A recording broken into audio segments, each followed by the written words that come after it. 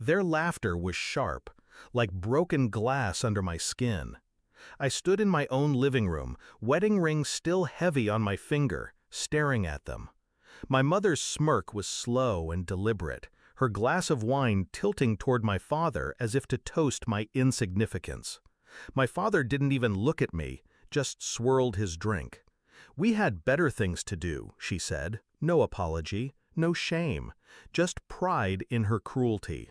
I didn't cry, I didn't shout, I only nodded, and in that moment I made a silent vow. They'd never see me beg for their presence again. They'd see me make them irrelevant. Before all this, I still believed in them. Growing up, I thought my parents were pillars, hard but solid. Every achievement I brought to them like an offering. Top grades, scholarships, the job no one thought I'd land. They clapped for my sister. They nodded for me. I told myself it was enough. It wasn't. I just didn't want to see it. The cracks showed early. Every birthday, they forgot mine but remembered hers weeks in advance. Every big moment of mine was overshadowed by her smallest success. But the wedding? That was supposed to be different. I'd sent the invitations 6 months ahead. They RSVP'd yes. The morning of, their chairs sat empty. I got one text from my mother. "We couldn't make it. Hope it was nice." Hope it was nice. The truth hit me after that. It wasn't that they were busy. It wasn't that they forgot. It was that I didn't matter enough. And that is something I could change. I started planning quietly. I knew their weaknesses. They thrived on perception.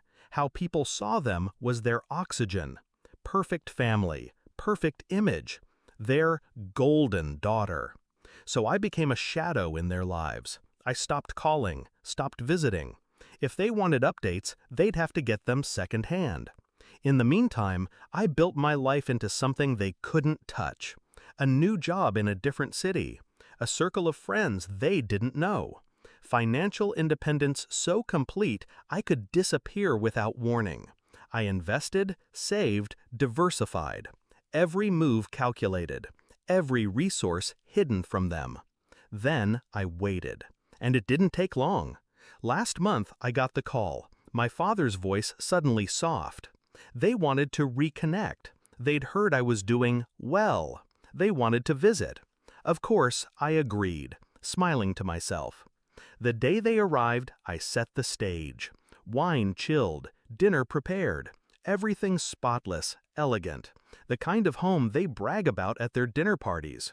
We ate, we laughed. Well, they did. I let them talk about themselves, let them believe they were back in control. Then I pulled out the wedding album. "Thought you might like to see what you missed," I said. Page after page, me in white, surrounded by people who actually showed up. Their chairs, empty in the background. The toasts they weren't there to hear. They grew quieter with each turn of the page. Then I told them. "I've updated my will." Pause. "Everything I own, every investment, every asset, goes to people who actually stood by me." My mother blinked. My father's jaw tightened. I leaned back. "Oh, and I've spoken to a few of your friends. They know why you weren't at my wedding. Some of them were surprised." The color drained from her face first. He followed. The silence was thick, choking.